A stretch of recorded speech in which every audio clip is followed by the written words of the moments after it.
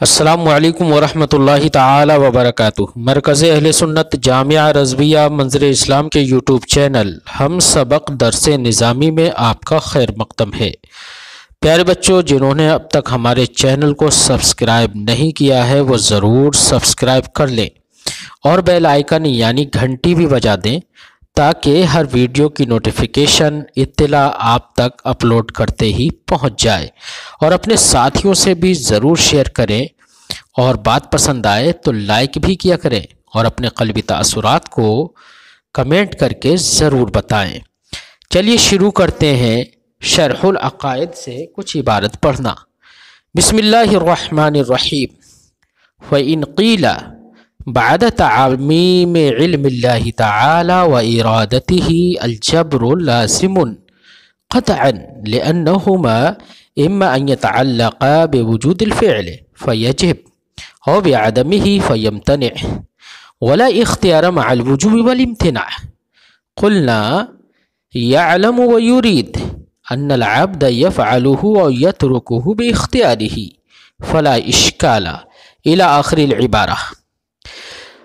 پیارے بچوں، آج کے سبق میں صاحب شرح عقائد علامہ سعد الدین تفتزانی علیہ رحمت و رضوان جبریہ کی جانب سے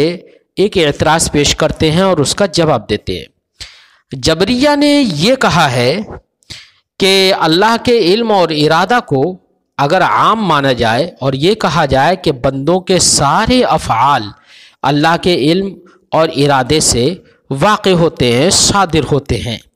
تو ایسی صورت میں بندے کا مجبور ہونا لازم اور قطعی یقینی ہو جائے گا، کیونکہ اللہ کا علم اور اللہ کا ارادہ اگر بندے کے فعل کے وجود سے متعلق ہو تو وہ فعل یقینی طور پر واجب ہوگا، اور اس کے عدم سے متعلق ہو تو وہ فعل کبھی معرض وجود میں نہیں آئے گا، وہ ممتنع ہو جائے گا، اور وجوب و امتناع کے ساتھ کوئی اختیار نہیں ہوتا ہے، کیونکہ اختیار کا مطلب یہ ہے کہ چاہے اس کو کرے اور چاہے تو نہ کرے، اور جو فعل واجب ہو گیا تو اس کا تو وجود میں آنا یعنی اس کا کرنا ہی لازم اور یقینی ہو گیا، اور جو شے ممتنع ہو گئی، جو فعل ممتنع ہو گیا،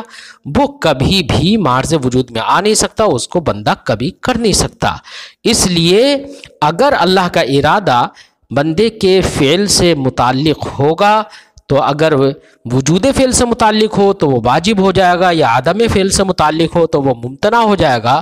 اور وجوب اور امتناع کے ساتھ کوئی اختیار نہیں ہوتا ہے، اس لیے بندے کا مجبور ہونا ہر صورت میں لازم ہے۔ اعتراض سمجھ میں آ گیا ہوگا۔ فرماتے ہیں فَإِنْ قِيلَ، اگر اعتراض کیا جائے بعد تعمیم علم اللہ تعالی و ارادته الجبر لازم قطعا، اللہ کے علم اور ارادہ کو عام کرنے کے بعد جبر یقینی لازم ہے، لأنهما اما ان يتعلقا بوجود الفعل، کیونکہ علم و ارادہ یا تو فعل کے وجود سے متعلق ہوں گے فیجب، تو وہ فعل واجب ہو جائے گا، اور بعدمہ یا اس کے عدم سے متعلق ہوں گے فیمتنع، تو وہ فعل ممتنع ہو جائے گا، ولا اختیار مع الوجوب والامتناع، اور وجوب و امتناع کے ساتھ کوئی اختیار نہیں ہوتا ہے، تو جبر لازم ہوگا۔ قلنا، ہم جواب دیں گے، جواب کا خلاصہ یہ ہے کہ اللہ کا علم اور ارادہ بندے کے فعل سے متعلق ہے، یعنی اللہ بندے کے فعل کو جانتا بھی ہے اور اس کے فعل کا ارادہ بھی فرماتا ہے۔ اس کا مطلب یہ ہے کہ بندہ اس فعل کو کرے گا اور اس فعل کو ترک کرے گا، چھوڑے گا اپنے اختیار سے۔ اللہ یہ جانتا ہے، اللہ اس کا ارادہ فرماتا ہے، تو جب بندہ اپنے اختیار سے اس فعل کو کرے یا ترک کرے، اس چیز کو اللہ جانتا ہے اور اس کا ارادہ فرماتا ہے، تو اس میں تو بندے کا اختیار باقی ہے، اس پہ تو کوئی اعتراض نہیں ہوگا، کوئی جبر لازم نہیں آئے گا۔ یعنی اللہ یہ جانتا ہے کہ بندہ اپنے اختیار سے یہ فعل کرے گا، اللہ کا یہ ارادہ ہے کہ بندہ اپنے اختیار سے یہ فعل ترک کرے گا، تو اس میں کیا اشکال ہے، اس میں تو کوئی جبر نہیں ہے۔ فرماتے ہیں قلنا، ہم کہیں گے یعلم و یرید، اللہ تعالیٰ جانتا ہے اور ارادہ فرماتا ہے اس بات کا، ان العبد یفعلہ اور یترکہ باختیارہ، کہ بندہ اس فعل کو، کسی بھی فعل کو کرے گا یا چھوڑے گا اپنے اختیار سے، فلا اشکالہ، تو اس میں کوئی اشکال نہیں ہے۔ کیا نہیں ہے؟ کوئی بھی اشکال نہیں ہے، کیونکہ جبر تو تب لازم آتا جب اللہ کا علم و ارادہ فعل یا ترک سے بندے کے اختیار کے بغیر تعلق ہوتا، علم و ارادے کا تعلق بغیر اختیار عبد کے ہوتا۔ لیکن جب اختیار عبد کے ساتھ اللہ کا علم و ارادہ متعلق ہے تو یہ تو بندے کے اختیار کے موافق ہوگا نا، جیسے کہ عادت الہیہ اسی پر جاری ہے، تو اس میں کوئی جبر نہیں ہے۔ قلنا فإن قیل، تو اگر اعتراض کیا جائے، ایک دوسرا اعتراض ہے۔ دوسرا اعتراض کا خلاصہ یہ ہے کہ بندے کا جو فعل اختیاری ہے یہ یا تو واجب ہوگا یا ممتنع ہوگا۔ کیا ہوگا؟ واجب ہوگا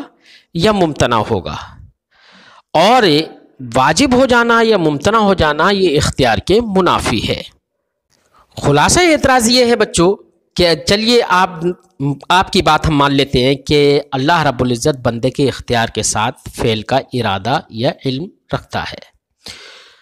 لیکن بندہ اپنے اختیار کے ساتھ جو کام کرنا چاہتا ہے یا جس کو چھوڑنا چاہتا ہے، تو فعل عبد، بندے کے اختیار کے ساتھ جو فعل عبد ہے، اس فعل کے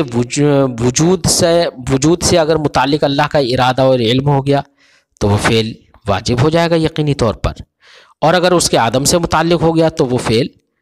ممتنع ہو جائے گا۔ تو اگرچہ بندے کے اختیار کے ساتھ، بندے کو اختیار ہے، لیکن بندے کے اختیار کے ساتھ اگر اللہ کا علم و ارادہ اس کے وجود سے متعلق ہو گیا تو وہ فعل مال اختیار واجب ہو جائے گا۔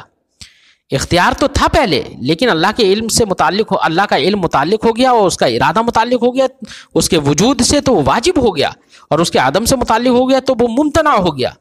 اور واجب ہو جانا بعد میں یا ممتنع ہو جانا یہ اختیار کے منافی، اب بعد میں اختیار کوئی نہیں رہے گا، تو بعد میں تو بندہ مختار، پہلے تو بندہ مختار تھا لیکن بعد میں بندہ مختار نہیں رہے گا ارادے کے متعلق ہو جانے کے بعد۔ یہ اعتراض کا خلاصہ ہے۔ فرماتے فإن قیل، اگر اعتراض کیا جائے فیکون فعلہ الاختیاری، تو بندے کا فعل اختیاری واجب ہو جائے گا اللہ کے ارادہ اور علم کے تعلق کے بعد، اور ممتنعاً، یا ممتنع ہو جائے گا جبکہ اس کے عدم سے اللہ کا علم و ارادہ متعلق ہو جائے گا۔ وہذا ینافی الاختیار، اور واجب ہونا اور ممتنع ہونا یہ اختیار کے منافی ہے۔ قلنا، ہم جواب دیں گے انہ ممنوع، یہ بات ہمیں تسلیم نہیں ہے کہ اللہ کا علم اور ارادہ بندے کے فعل یا عدم فعل سے متعلق ہو جائے بندے کے اختیار کے ساتھ، تو یہاں پر یہ اختیار کے منافی ہوگا، یہ ہمیں تسلیم نہیں ہے۔ کیوں؟ اس لیے کہ وجوب بالاختیار جہاں پر ہوگا، وجوب بالاختیار جہاں پر ہوگا وہ مثبت اختیار ہوگا، منافی اختیار نہیں ہوگا۔ کیا ہوگا؟ مثبت اختیار ہوگا، منافی اختیار نہیں ہوگا۔ اس کا مطلب یہ ہے بچوں کہ بندے سے جو فعل صادر ہو رہے ہیں اختیار کے واسطے سے، اب بندے کے اختیار کے واسطے سے جو فعل کا صدور ہو رہا ہے اور اللہ کا علم و ارادہ اس سے متعلق ہو گیا، تو یہاں پر جو وجوب ہے وہ اختیار کے ساتھ ہے، اور وجوب مع اختیار جو ہوتا ہے وہ مثبت اختیار ہوتا ہے، وہ اس بات کو ثابت کرے گا کہ بندہ اس کے کرنے میں مختار ہے اور کر رہا ہے اپنی اختیار سے۔ یہاں پر یہ مثبت اختیار ہوگا، منافی اختیار نہیں ہوگا، اس لیے ہمیں آپ کی یہ بات تسلیم نہیں ہے۔ فرماتے ہیں قلنا، ہم جواب دیں گے انہ ممنوع، آپ کی یہ بات ہمیں تسلیم نہیں ہے۔ کیوں؟ فإن الوجوب بالاختیار محق للاختیار، یا محقق للاختیار، کہ وجوب بالاختیار یہ محقق للاختیار ہے، لا مناف لہ، منافی اختیار نہیں ہے۔ وأيضا منقوض بأفعال الباری، اور اس بات کو ایک اور دوسری بات سے توڑ دیتے ہیں، کہتے ہیں کہ آپ کا یہ اعتراض افعال باری سے بھی تو ٹوٹ جاتا ہے کہ اللہ رب العزت کے جو سارے افعال ہیں وہ سب کے سب اس کے اختیار سے صادر ہوتے ہیں، اور صادر ان کا جو صدور ہے وہ بالایجاب ہوتا ہے۔ کیا ہوتا ہے؟ بالایجاب ہوتا ہے۔ تو اللہ رب العزت مختار ہے، یہ اللہ رب العزت کو مختار تو آپ بھی مانتے ہیں، تو اللہ کے افعال جو ہیں ان تمام کا صدور اللہ رب العزت سے اس کے اختیار کے ساتھ بالیجاب ہوتا ہے۔ تو اب اگر بالیجاب جب ان کا صدور ہوا تو پھر معاذ اللہ آپ کے بقول تو یہ لازم آئے گا کہ اللہ رب العزت اپنے افعال میں مجبور ہو گیا، کیونکہ وجوب مال اختیار تو ہے یہاں پر، اللہ رب العزت کو مختار تو تم بھی مانتے ہو، لیکن اس کے سارے افعال کا صدور جو ہوگا وہ بالیجاب ہوتا ہے، بتقاضۂ ذات ہوتا ہے۔ تو اب ایسی صورت میں سارے افعال کا صدور جو بالاختیار ہو رہا ہے، بالیجاب ہو رہا ہے، جبکہ اللہ مختار ہے، با اختیار ہے، تو پھر بالیجاب اس کا صدور یہ آپ کے بقول تو لازم آئے گا کہ جب بالیجاب صدور ہو رہا ہے تو ایسی صورت میں اللہ رب العزت مجبور ہو جائے آپ کے بقول، حالانکہ اللہ رب العزت مجبور نہیں ہے۔ اس سے یہ سمجھ میں آ رہا ہے کہ آپ کی یہ بات صحیح نہیں ہے کہ بالیجاب جب صدور ہوگا جو شے واجب ہو جائے بالاختیار وہاں پر جبر ہو، یہ بات آپ کی درست نہیں ہے۔ فرماتے ہیں وَأَيْضًا مَنْقُوضٌ بِأَفْعَالِ الْبَارِ، نیز آپ کی یہ بات ٹوٹ جاتی ہے افعال باری تعالی سے، یا دوسرے لفظوں میں اسی کو یہ سمجھو کہ آپ کی یہ بات، آپ کی یہ دلیل اگر ہم مان لیں کہ واجب جو آپ نے کہا کہ جب علم و ارادہ اللہ کا متعلق ہو جاتا ہے کسی فعل سے تو اس کا وہ تعلق ہونا یہ اختیار کو سلب کر دیتا ہے، اگر آپ کی یہ بات ہم مان لیں تو یہ بات ٹوٹ جاتی ہے اللہ رب العزت کے افعال سے، کیونکہ واجب تعالیٰ کا اپنے افعال میں مجبور ہونا لازم آئے گا اس بات سے، اس لیے کہ اللہ کا علم اور ارادہ اس کے سارے افعال کے صدور سے متعلق ازل ہی میں ہو گیا ہے۔ تو اب اگر علم و ارادہ کا تعلق صدور افعال سے ہونا یہ اگر اختیار کو سلب کرنے والا ہو تو جب لازم آ جائے گا واجب تعالیٰ کے بارگاہ میں، اور جب کہ واجب تعالیٰ مختار ہے بالاجماع اور اس کا مجبور ہونا بالاجماع باطل ہے، اس لیے آپ کی یہ بات ٹوٹ جاتی ہے۔ اس کا مطلب یہ ہوا کہ ارادہ اور علم کا تعلق یہ سالب اختیار نہیں ہے بلکہ مثبت اختیار ہے۔ فَإِن قِيلَ، تو اگر اعتراض کیا جائے، ایک اور اعتراض ہے،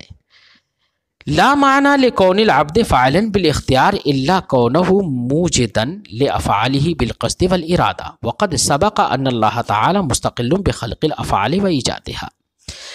اس اعتراض کا خلاصہ یہ ہے بچوں کہ ٹھیک ہے آپ کی بات، جبریہ کہتے ہیں اہل سنت و جماعت سے کہ اگر ہم آپ کی یہ بات مان لیں کہ بندہ اپنے افعال میں مختار ہے اور بندہ فاعل بالاختیار ہے، تو بندے کے جو افعال بندے کے فعل، بندے کے اختیار اور اس کے ارادے سے جو صادر ہوں گے تو بندے کو فاعل بالاختیار اور موجد بالقصد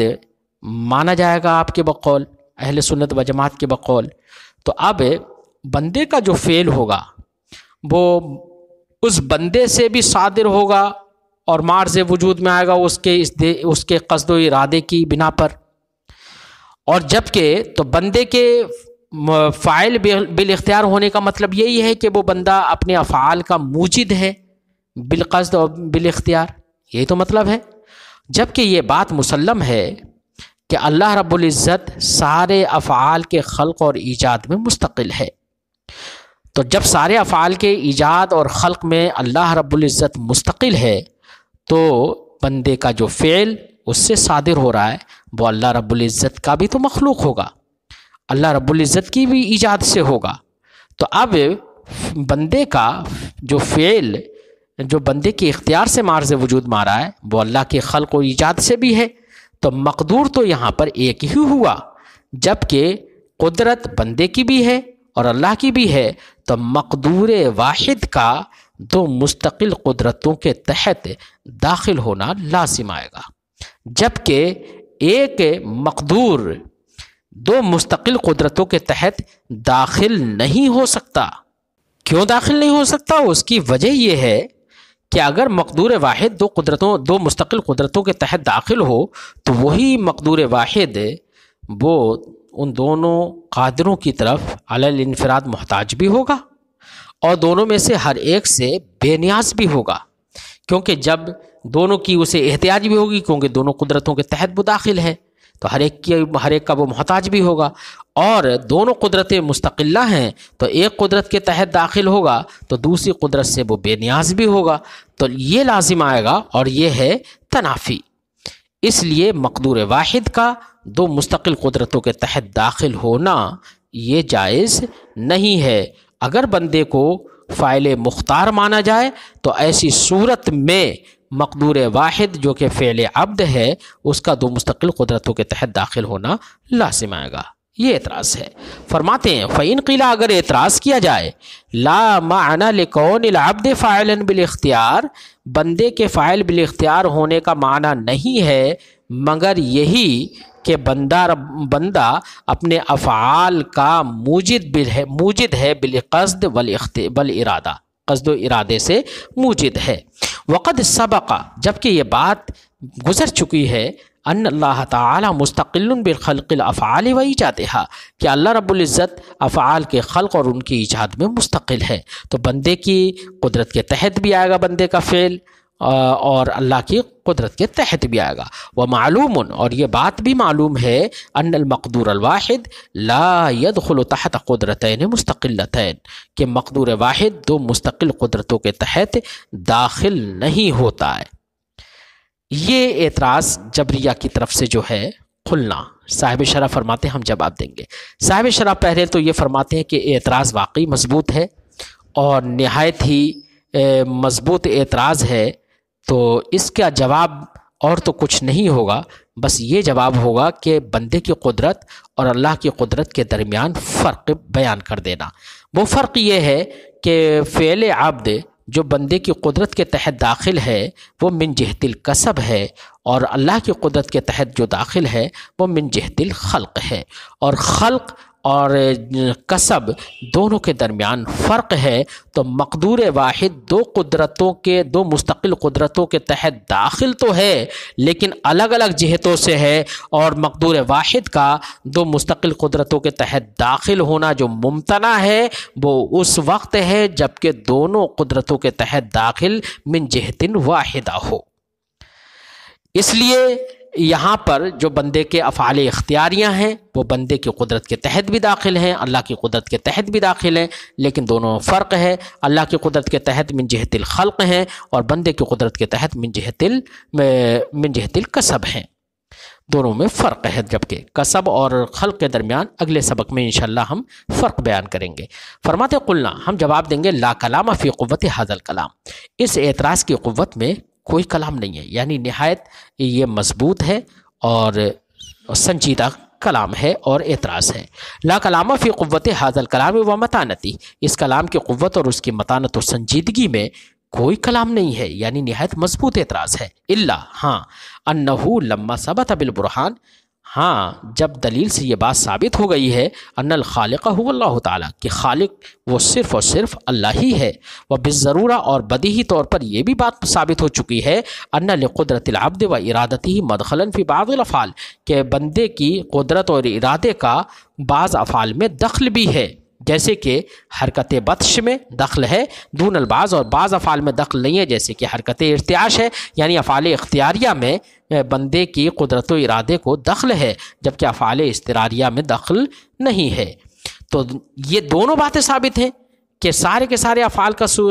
کا وجود اللہ کے خلق سے ہے اور بندے کی قدرت و ارادے کا بھی تعلق اس کے افعال اختیاریہ سے ہے۔ جب دونوں باتیں ثابت ہیں احتجنا فی التفصی، تو یہ بات ان کی بات ثابت ہے کہ دونوں قدرتوں کے تحت داخل ہونا لازم آئے گا، یہ بات ان کی بالکل سچ ہے۔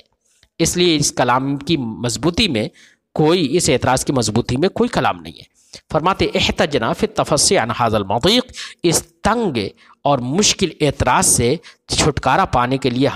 ہمیں ضرورت پیش آئی یہ کہنے کی، الی القول، یہ کہنے کی بان اللہ خالق والعبد کاسب، کہ اللہ رب العزت خالق ہے اور بندہ کاسب ہے۔ خالق ہے اور بندہ کاسب ہے، یعنی فعل واحد بندے کی قدرت کے تحت بھی داخل ہے، اللہ کی قدرت کے بھی تحت داخل ہے، لیکن اللہ کی قدرت کے تحت من جہت الخلق اور بندے کی قدرت کے تحت من جہت الکسب ہے۔ وہ تحقیق ہوئی، اس کی تحقیق یہ ہے ان صرف العبد قدرتہ و ارادتہ الی الفعل کسب، کہ بندے کا اپنی قدرت اور ارادے کو صرف کرنا فعل کی طرف یہ کسب کہلاتا ہے، اور اللہ رب العزت کا اس بندے کے فعل، اللہ رب العزت کا اس فعل کو پیدا کر دینا، ایجاد کر دینا، عقیبہ ذالکہ اس کے بعد، یعنی بندے کے اپنے قدرت و ارادے کے صرف کرنے کے بعد اس فعل کو پیدا کر دینا، اس کی ایجاد کر دینا، خلق، یہ کیا ہے؟ خلق ہے۔ والمقدور الواحد داخل تحت قدرتین، تو یہاں پر مقدور واحد دو قدرتوں کے تحت داخل تو ہے، لیکن بجہتین مختلفتین، لیکن دو الگ الگ جہتوں سے۔ فالفعل مقدور اللہ تعالی بجہت الایجاد، تو فعل عبد جو فعل اختیاری یہ اللہ کا مقدور ہے بجہت الایجاد بجہت الخلق، و مقدور العبد بجہت الکسب، اور بندے کا بھی مقدور ہے لیکن بجہت الکسب۔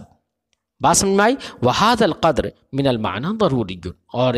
یہ جو معنی آپ نے سمجھا، اس قدر یہ معنی کہ بالکل بدیہی ہے، ہر آدمی سمجھ سکتا ہے کہ بندے کا فعل اختیاری بندے کی قدرت کے تحت جو داخل ہے من جہت الکسب ہے، اور اللہ کی قدرت کے تحت جو داخل ہے وہ من جہت الخلق ہے۔ اس قدر یہ معنی بالکل بدیہی ہے، اس پر دلیل لانے کی ضرورت نہیں ہے۔ وَإِن لَّمْ نَقْدِرْ عَلَىٰ أَزْيَدَ مِنْ ذَلِكَ فِي تَلْخِيصِ الْعِبَارَةِ الْمُفَصَّحَةِ عَنْ تَحْقِيقِ كَوْنِ فِعْلِ الْعَبْدِ بِخَلْقِ اللَّهِ تَعَالَىٰ وَإِيجَادِهِ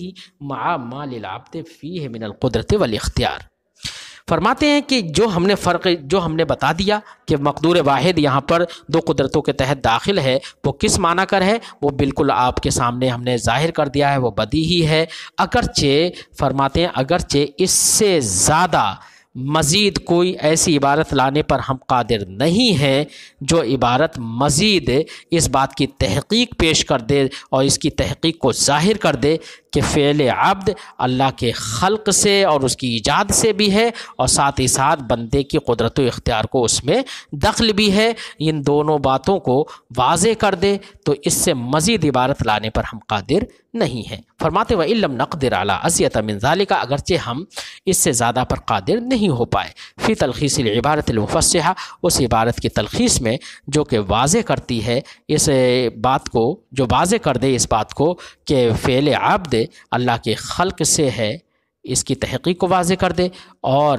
اللہ کی ایجاد سے ہے، ساتھ ہی ساتھ مع ما للعبد فیہ من القدرت والاختیار، ساتھ ہی ساتھ اس فعل عبد میں بندے کی قدرت و اختیار کو بھی دخل ہے، تو اس بات کی تحقیق مزید واضح کرے، ایسی عبارت کی تلخیص پر ہم اس سے زیادہ قادر نہیں ہو پائے۔ بچوں آج کی گفتگو یہیں پر ختم کرتے ہیں، پھر آئندہ سبق میں پیش کرتے ہیں۔ آئندہ سبق میں ملتے ہیں۔ السلام علیکم ورحمۃ اللہ تعالی وبرکاتہ۔